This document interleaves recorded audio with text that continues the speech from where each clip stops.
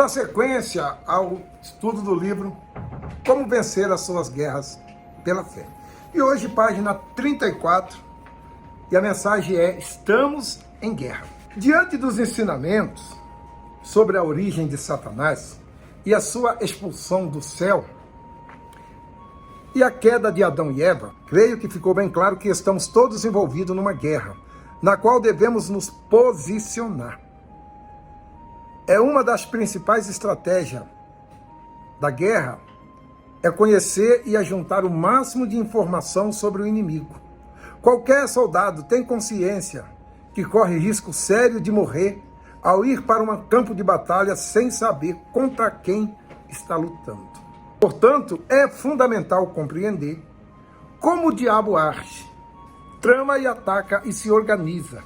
Mas sobre isso falaremos mais nos capítulos adiante. Ora, temos que entender que não podemos subestimar a astúcia de Satanás. Lembra-se, ele conseguiu seduzir 1/3 dos anjos do céu a se rebelar contra o próprio Deus. Ele convenceu seres perfeitos que vivia diante da excelsa glória do Eterno e trair o seu próprio Criador. O que ele não pode fazer com seres humanos? Somos imperfeitos e nunca vimos o Altíssimo. Imagine só, amiga.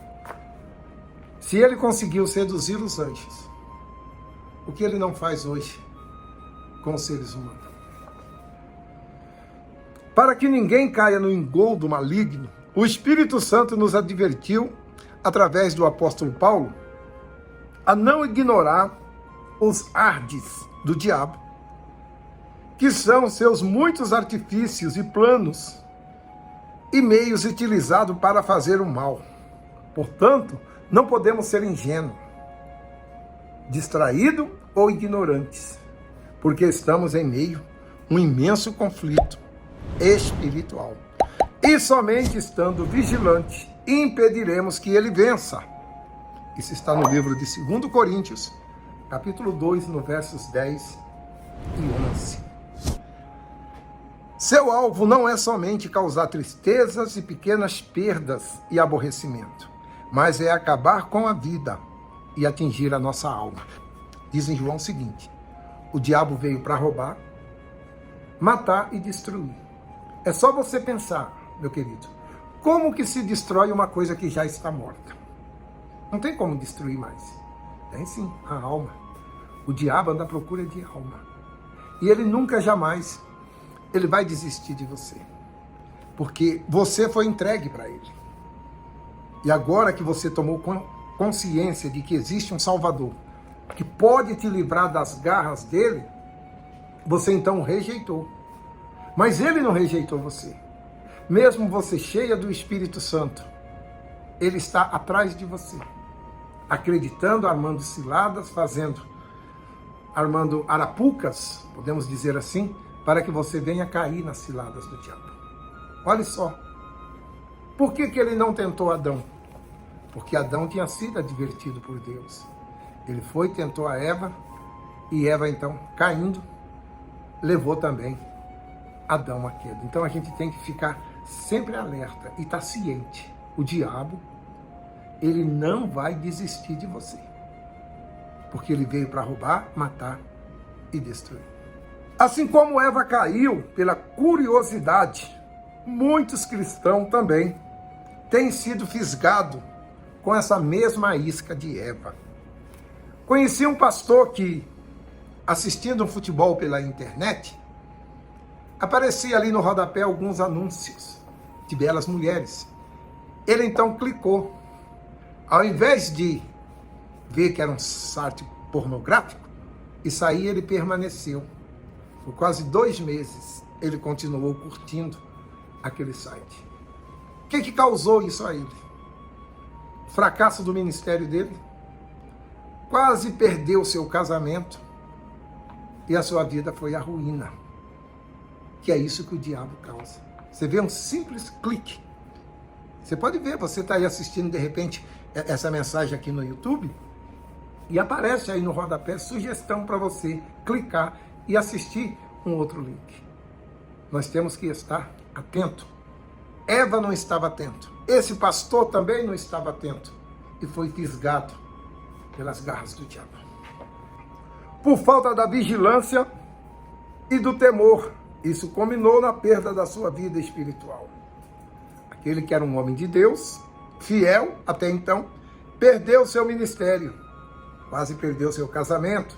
Infelizmente, eu conheço centenas de pessoas que foram por esse mesmo caminho.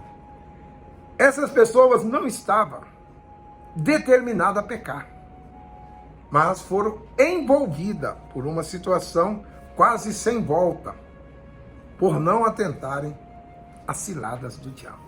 Ele não desiste de você. Satanás, portanto, age como um vírus preparado por um hacker, enviado em meio de um link, com um título bastante sugestivo. Uma vez que a pessoa clica, o seu computador é infectado por aquele vírus, são roubadas suas contas bancárias, invalidadas, e uma bagunça acontece em sua vida. Você conhece alguém que já caiu nesse golpe aí do link, clicou no link criado por um hacker? Perdeu dinheiro, perdeu conta bancária, perdeu dados, muitos até o computador foi todo apagado. Queremos desmascarar as trevas e alertar a todos que estamos em uma guerra espiritual. É importante deixar bem claro que não se trata de uma guerra física, mas de uma guerra da fé. E pela fé, raciocine comigo. Essa guerra só existe porque há algo precioso a ser conquistado. Veja, se a guerra neste mundo para conquistar poderes transitórios, imagine se tratando de um poder eterno do reino dos céus. Imagine nisso. Lá na Rússia está tendo uma guerra já há 3 anos por causa de um pedaço de terra, que nem vai ficar para eles, porque amanhã ambos vão morrer. Mas essa guerra espiritual, amiga, é pela tua alma. E a nossa alma, ela é eterna, eternamente. É um bem muito valioso, que não tem, segundo dizem aí, que não tem preço. A alma não tem preço, a minha tem. O preço da minha alma foi o sacrifício do Senhor Jesus. Então a nossa alma tem um preço, sim. De repente a pessoa ainda não assumiu Jesus, então ela diz que a alma dela não tem preço. Mas você que já assumiu, que tem o Senhor Jesus como Senhor e Salvador da tua alma tem preço sim, e foi caro, hein? Por isso, todos os dias, Satanás se levanta para se opor à nossa fé. Ele fará de tudo para enganar e impedir que permaneçamos fiel ao nosso Senhor. Assim como ele fez com Eva. Corremos, então, o mesmo risco que os nossos pais da raça humana correram. Nós estamos no mundo correndo risco. Não digo todo dia, não, é todo momento. Se você não vigiar, ele vai te fisgar. 2 Coríntios 11:3 diz assim: mas temos que, assim como a serpente enganou Eva com a sua astúcia, assim também sejamos de alguma sorte corrompidos do vosso sentido. Então, cuidado. Muitos caem como vítimas do diabo, porque em algum momento não agiram como um soldado do reino de Deus. Não se vestiram com a sua armadura, não estiveram atentos ao combate. Antes viviam na base da fé emotiva, do sentimento do coração. E não se pode guerrear pela salvação eterna da alma agindo deste modo. A alma aspira emoções, sensações, aplauso e tudo mais que satisfaz a carne.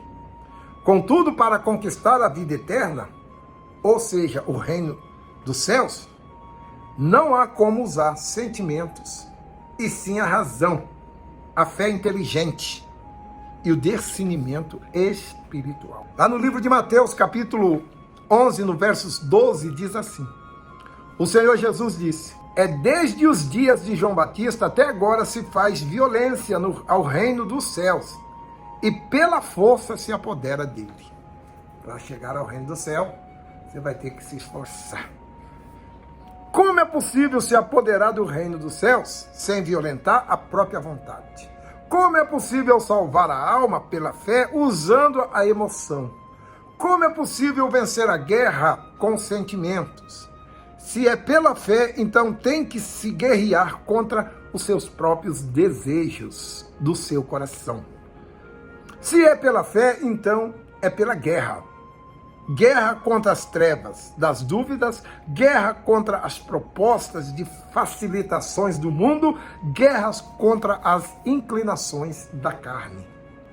Sentimento, emoções e sensações são ferramentas do coração corrupto e enganador. Por outro lado, a fé é certeza absoluta.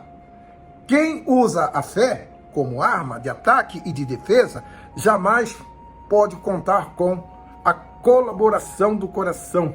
Pelo contrário, na guerra contra o reino do mal, o coração se torna aliado do Satanás, porque ele suscita a dúvida e o medo.